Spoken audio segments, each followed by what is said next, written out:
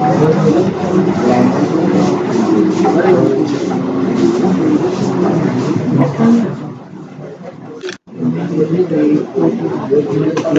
class, let's start.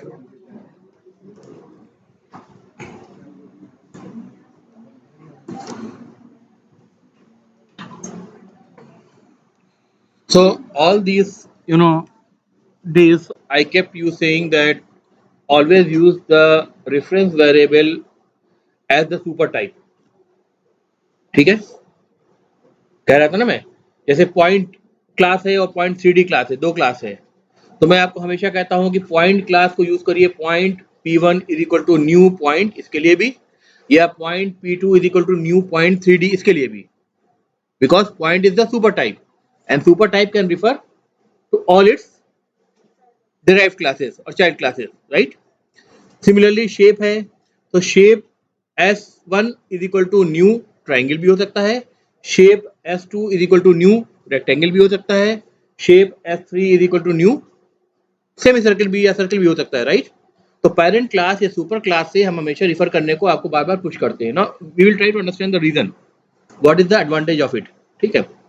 For example आप एक pen brush का प्रोग्राम बना रहे हैं, ठीक है, तो इसमें आपके पास पॉइंट क्लास भी है और पॉइंट थ्री डी क्लास भी है। कहाँ मैंने कोड कर रखा है देखिए एक बार, तो पॉइंट क्लास है डेमो सुपर के,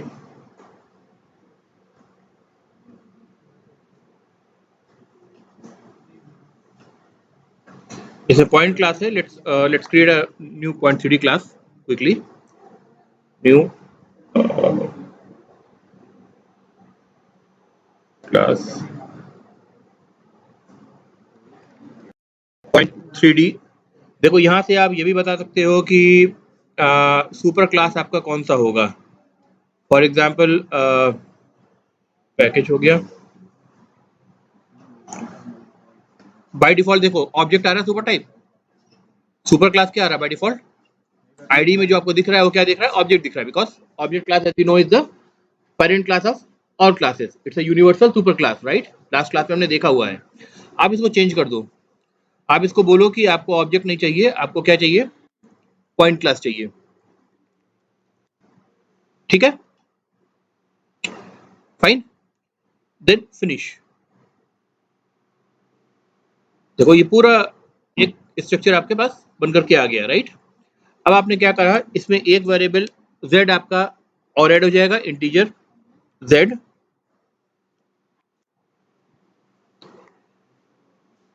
create a constructor source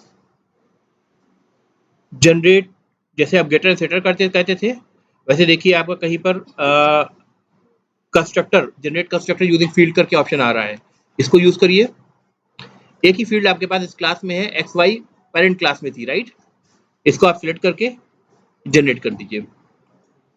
now super, let's say we are passing all the three variables into this class, integer x comma integer y comma integer z।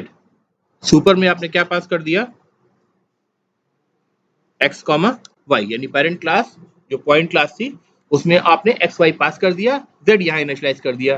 Parent class में देखिए यहाँ पर मैं ला करके control दबा रहा हूँ तो ये अंडरलाइन बन जा रही है होवर करने पर, इस पर मैं क्लिक करूंगा तो ये आईडी मुझे कहाँ ले जाएगी, पेरेंट क्लास के कंस्ट्रक्टर में, ये constructor, right?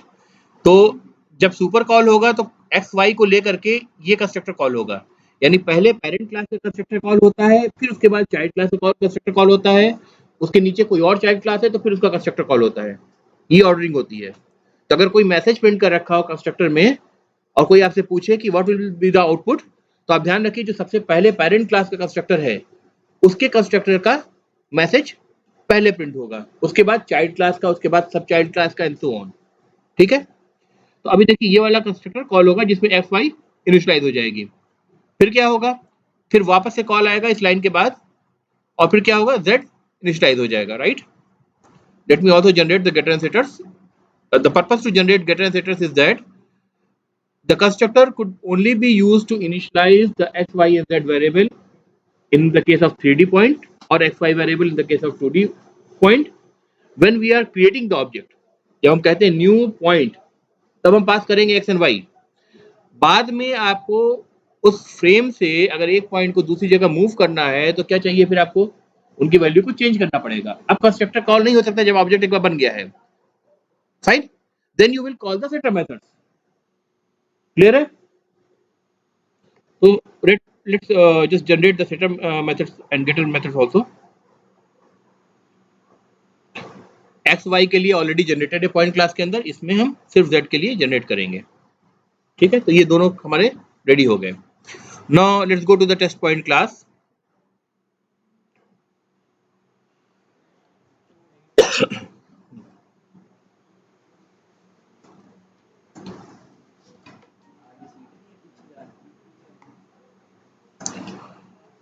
I am putting everything to comment so that we can start fresh and the old code remains।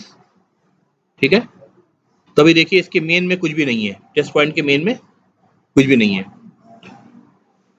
Now I am creating two different point p1 is equal to new point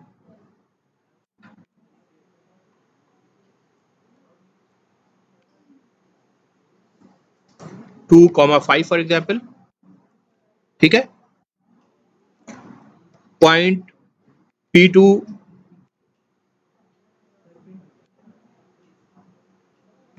new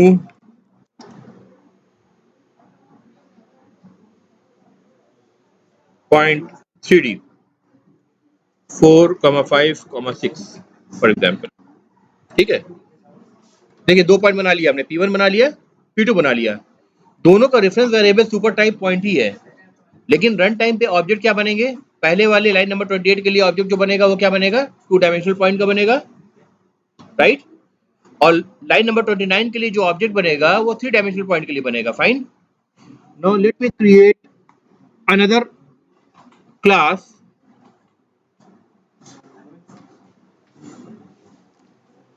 draw point.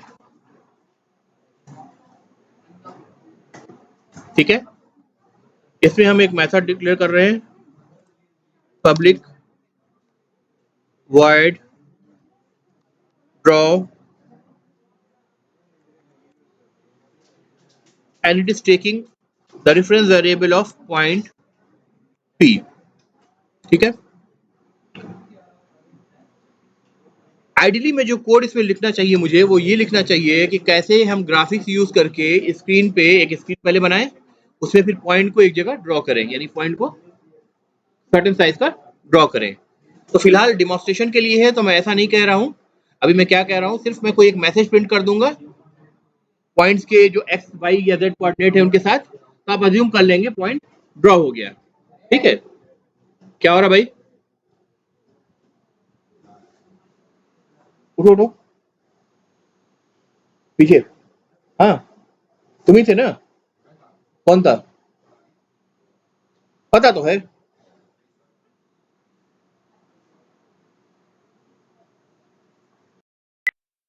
ठीक है, तो अब हमारा purpose क्या है कि point को draw करना। So we assume that there is a to do to draw the point on the canvas, यानी स्क्रीन पर पॉइंट ड्रॉ करना है, and we are just replacing a print method. ठीक है, print we are just trying to print the dimension और the coordinates of the point.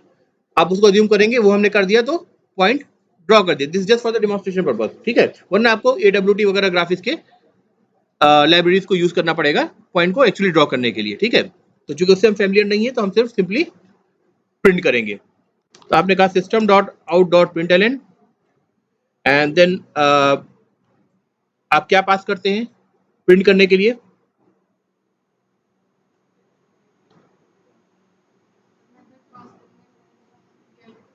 Point में देखिए to string method defined है ना, तो यही पास करेंगे आप। तो यानी आप सिंपली पॉइंट को ही पास कर देंगे, राइट, यानी वेरिएबल p को पास कर देंगे, right. I think point 3D में मैंने अभी टू स्ट्रिंग मेथड डिफाइन नहीं करा है, तो इसमें ये पेरेंट क्लास का point two string method call हो जाएगा और दो ही प्रिंट हो पाएगा, राइट। तो हम क्या करते हैं, यहाँ भी हम डिफाइन कर देते हैं टू स्ट्रिंग मेथड ओवरराइड कर देते हैं, तो हमारे लिए आसानी हो जाएगी। पॉइंट 3D में कमा हुआ plus under double quotes comma plus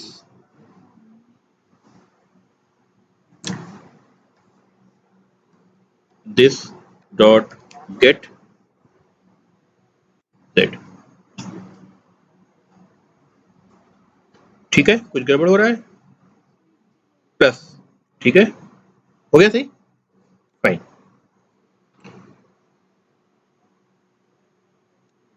correct.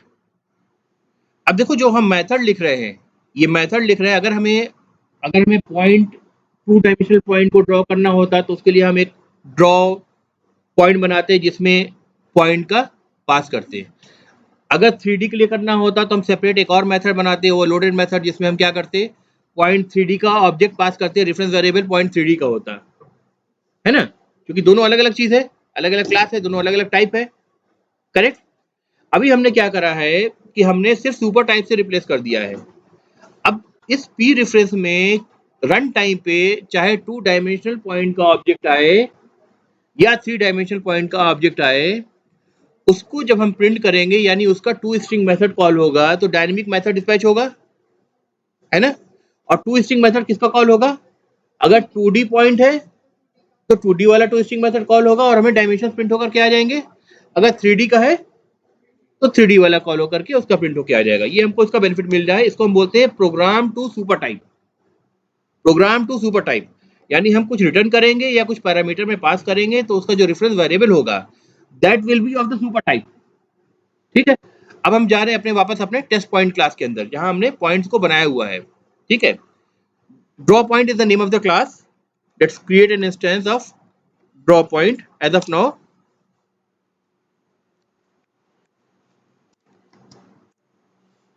ठीक है। नाउ dp डॉट ड्रॉ, अब इसमें हम पहले इंस्टेंस में p1 पास कर देते हैं,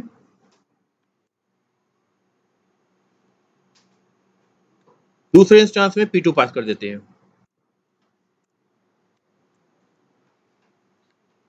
क्लियर है? Fine, let's run. ये मेन मेथड इसी के अंदर है, टेस्ट पॉइंट के अंदर, सो लेट्स रन। देखिए पहले क्या प्रिंट हुआ, 2 डायमेंशनल पॉइंट का कोऑर्डिनेट प्रिंट हुआ, यानी 2 डायमेंशनल पॉइंट का टू स्ट्रिंग मेथड कॉल हुआ, क्योंकि रन टाइम में जो ऑब्जेक्ट बना है वो 2 डायमेंशनल पॉइंट का बना है।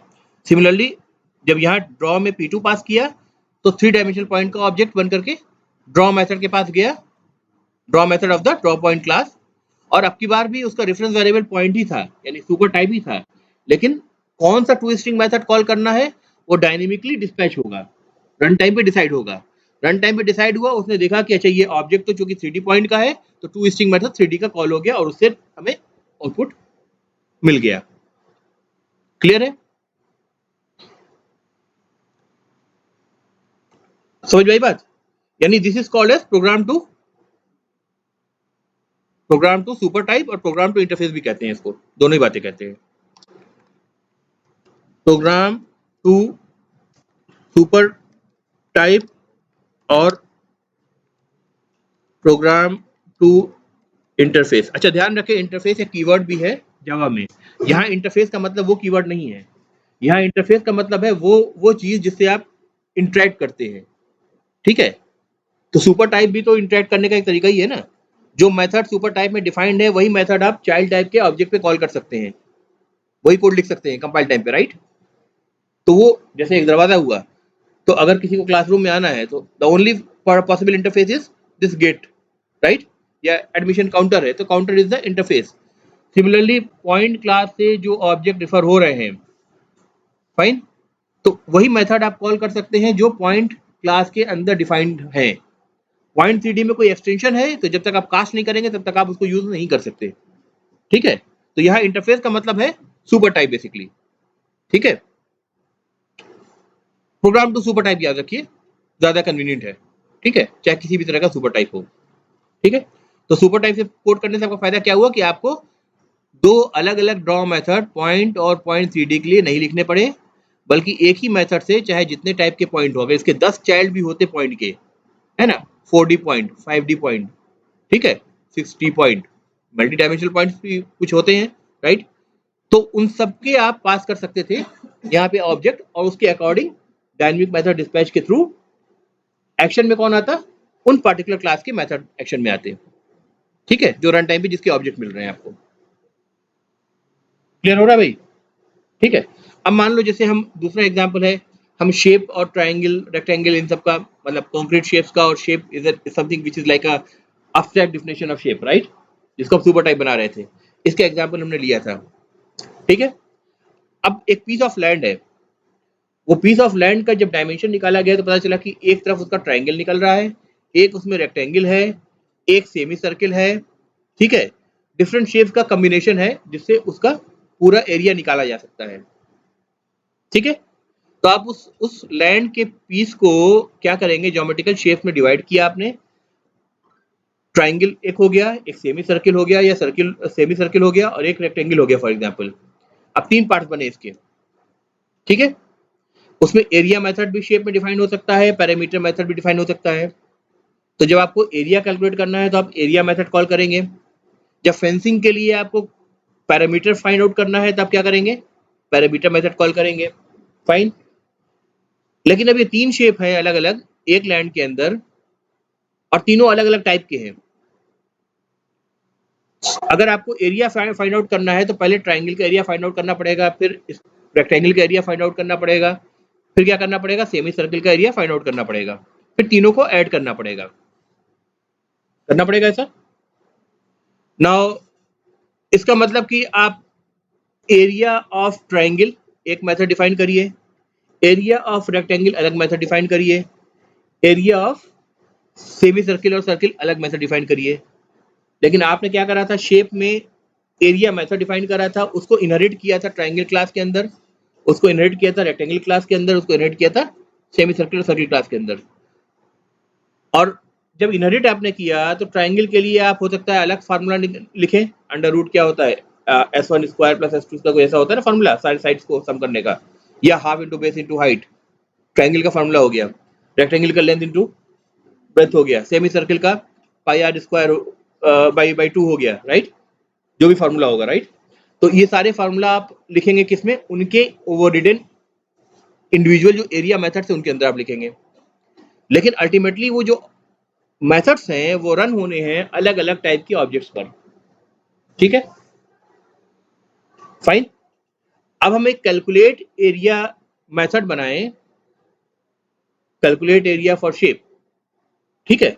अब जो शेप को हमने डिवाइड करा है 3 पार्ट में, उनको शेप के रेफरेंस वेरिएबल से एक अरे में डाल दें, ठीक है, यानी पहले ट्राइंगल का ऑब्जेक्ट डाल दें, फिर रेक्टेंगल का डाल दें, फिर सेमी सर्किल का डाल दें एक अरे में, सबका रेफरेंस वेरिएबल शेप रहेगा, और जो कैलकुलेट एरिया मेथड है वो भी शेप का अरे ले रहा है, उसमें पास कर दे, तब क्या होगा, एलिमेंट बाय एलिमेंट हम उनको रिट्राइव कर सकते हैं और उन पे हम एरिया मेथड कॉल कर सकते हैं, और पुरानी वैल्यूज में एरिया के सम में ऐड कर सकते हैं, ठीक है। Again this will be an example of a program to super type, ठीक है, करके देखें। बल्कि हम इस बार अरे न लेकर के अरे से कुछ बेहतर चीज लेके देखते हैं, ठीक है। सो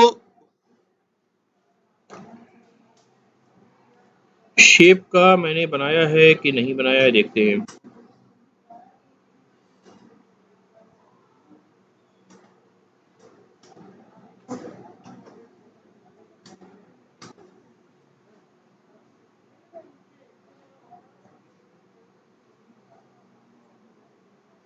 ये देखो, ये सिंपल एग्जांपल, एनिमल्स है हमारे पास, ये देखो ये हमने पहले बना रखा है, एनिमल क्लास है। बहुत सिंपल एग्जांपल लेते हैं, शेप वाला बाद में देखेंगे, या आप खुद भी कर सकते हो। एनिमल क्लास के अंदर ईट मेथड है, but this eat method is saying animal is eating some food. We don't know what animal it is, and it is eating some food. Now we have got birds, so this has overridden the eat method of the animal class, it extends from the animal class, and bird is eating, bird food is the message what we are printing from the eat method, right. Similarly lion has an extension, but we are not worried about the extension hunt. right? We are worried about the eat method. It prints lion eating flesh, for example. Okay, let's create one more animal. Say, for example, cow.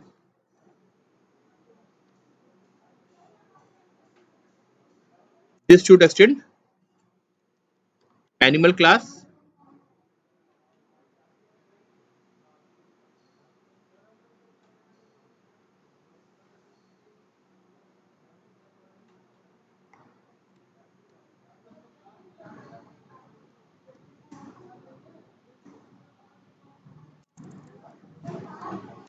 Cow is eating grass.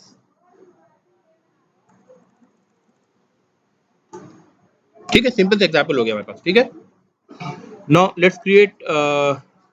अच्छा, test do app application already आपके पास है.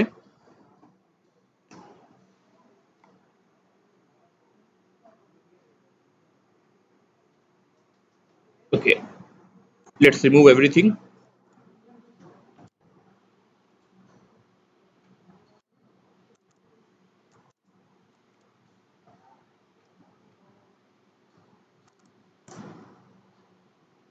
एक तरीका ये हो सकता है, अगर मल्टीपल ऑब्जेक्ट्स बना रहे हैं लाइन के, बर्ड के, काउ के, ठीक है, तो हम उनको अरे में स्टोर कर सकते हैं.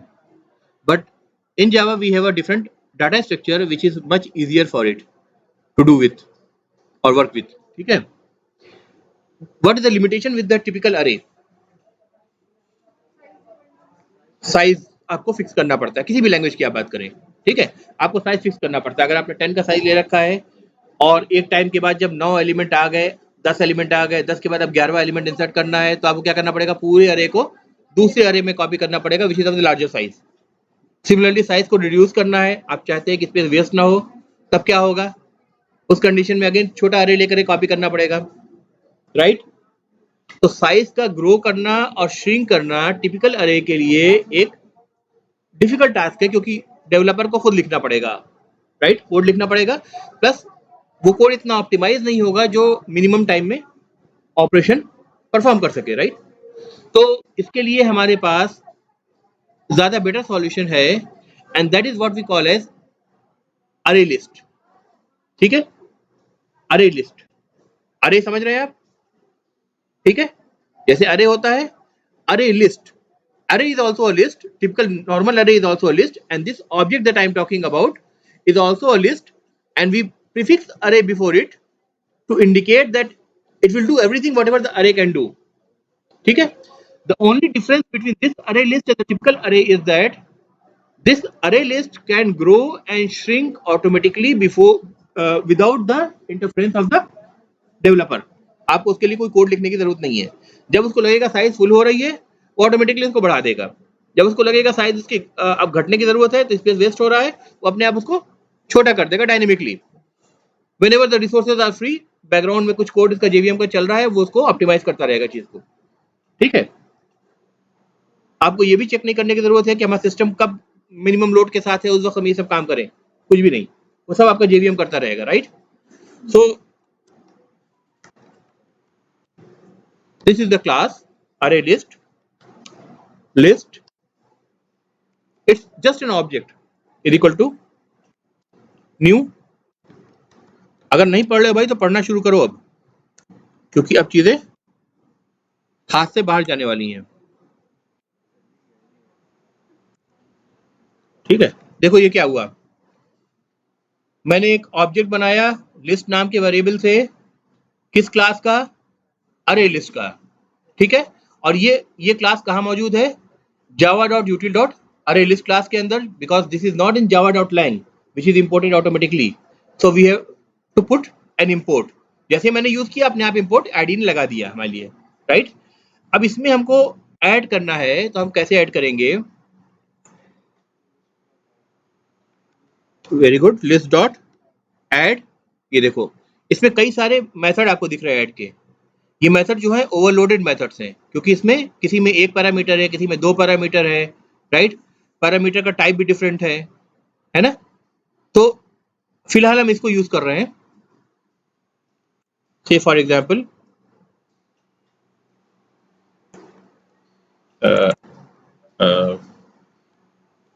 Lion L1 is equal to new lion.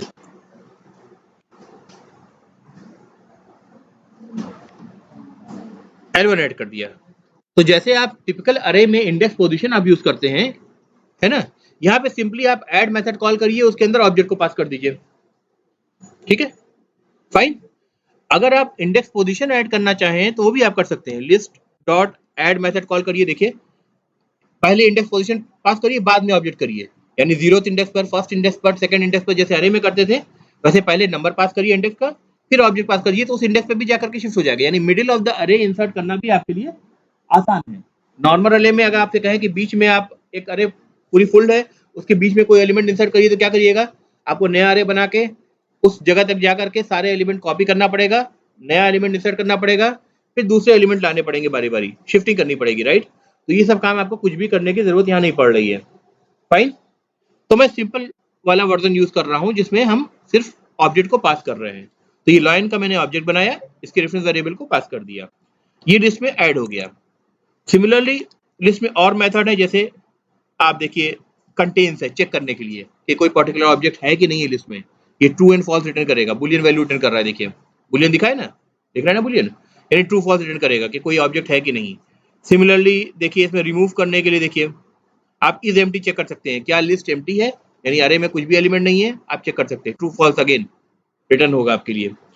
फिर देखिए लास्ट इंडेक्स ऑफ, यानी कितने, मान लीजिए 10 एलिमेंट है तो लास्ट इंडेक्स क्या मिलेगी आपको, 9 मिलनी चाहिए, तो लास्ट इंडेक्स आपको मिल जाएगी यहाँ से, ठीक है। फिर देखिए रिमूव आइदर इंडेक्स पोजीशन और बाय द ऑब्जेक्ट इटसेल्फ, जैसे आप L1 आपने ऐड किया, आप कहिए लिस्ट डॉट रिमूव L1, तो L1 रिमूव हो जाएगा, फाइन, अपने आप लिस्ट एडजस्ट हो गई। या इंडेक्स पोजीशन बता दीजिए, 0th एलिमेंट रिमूव करना है, तो 0th एलिमेंट का जो भी ऑब्जेक्ट होगा वो रिमूव हो जाएगा। तो इस लिस्ट में इसको बोलते हैं, ये क्या है आपकी डायनेमिक अरे है, दिस इज द डायनेमिक अरे, जो ऑटोमेटिकली ग्रो हो रही है, श्रिंक हो रही है, बीच में आप ऐड कर दे रहे हैं, बीच से रिमूव कर ले रहे हैं, right. It works exactly similar to the array and you get a lot of advantages, ठीक है। तो इसमें एलिमेंट को ऐड करने के लिए आप ऐड मेथड कॉल करेंगे और रिमूव करने के लिए रिमूव मेथड कॉल करेंगे, इतना ही डिफरेंस है, बिकॉज इट्स एन ऑब्जेक्ट, और ऑब्जेक्ट किस पे काम करता है, मेथड्स पे काम करता है, right. All these are public methods. समझ में आ रही है बात?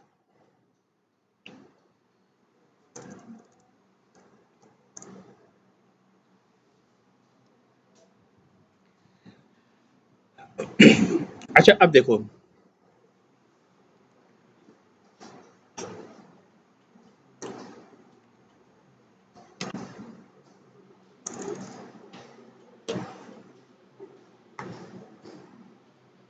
I am creating a new class.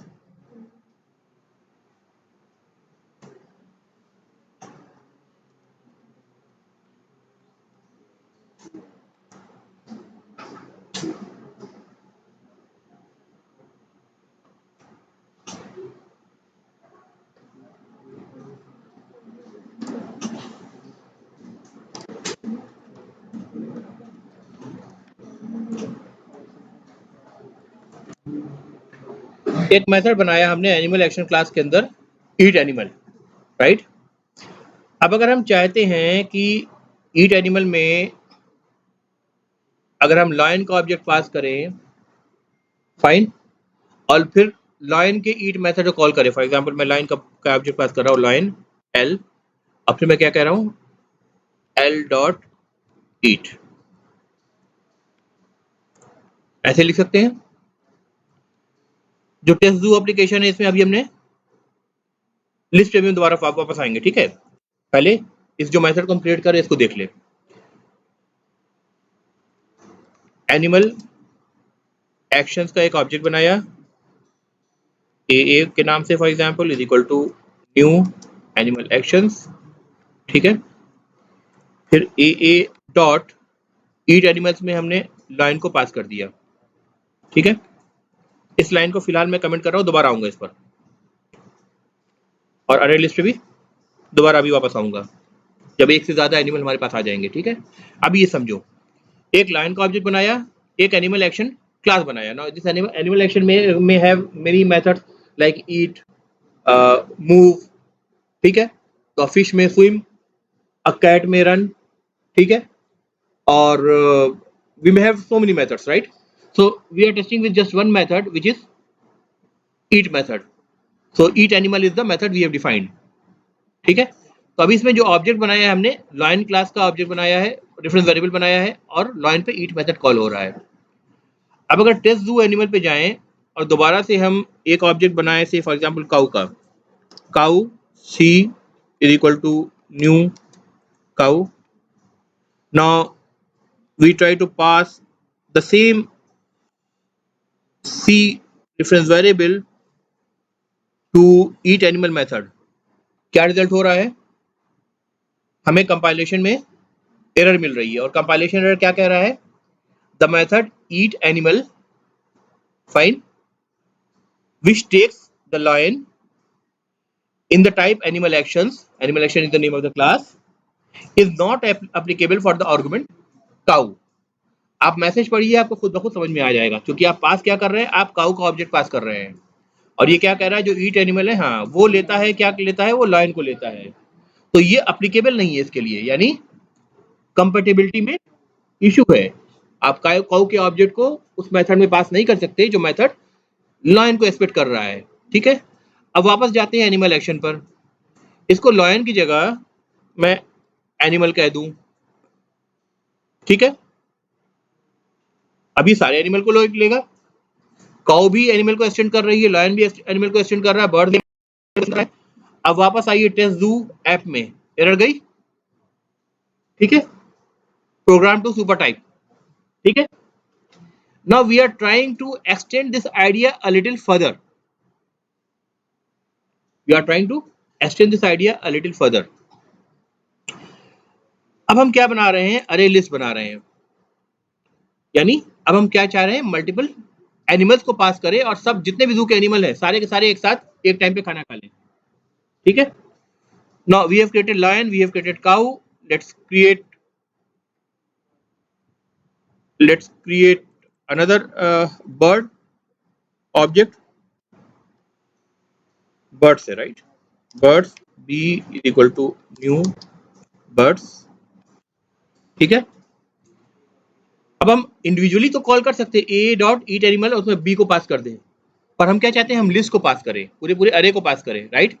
तो हम क्या करेंगे, एनिमल एक्शन में हम जा रहे हैं और इसको अब हम मॉडिफाई करते हैं कि हमको अब क्या चाहिए, अब हमको अरे लिस्ट चाहिए,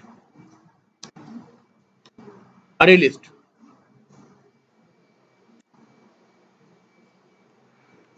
अब से animal is the reference variable, control shift O दबाइए, आपका इंपोर्ट आ जाएगा, एरर चली जाएगी। Now it's the complete array list, right, एक एलिमेंट नहीं है, हमें लूप चलाना पड़ेगा, ठीक है। फॉर ईच लूप याद है, advance for loop, for animal, क्योंकि हर एलिमेंट बाय एलिमेंट क्या एडेड है, एनिमल एडेड है, चाहे वो काऊ हो, चाहे वो बर्ड हो, चाहे वो लायन हो, each element is just an animal. तो आपने क्या करा, ये और पास करा animal a is equal to new, इधर आप क्या करेंगे, एनिमल पास कर देंगे, फाइन।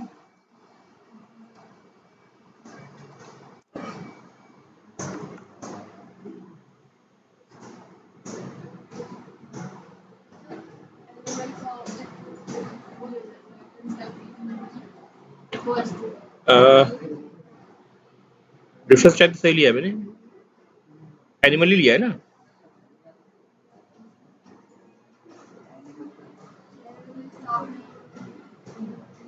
अरे लिस्ट एनिमल लिया है, वो अरे लिस्ट यहाँ डाला, इंडिविजुअल एलिमेंट, ओके, हाँ अभी प्रॉब्लम होगी,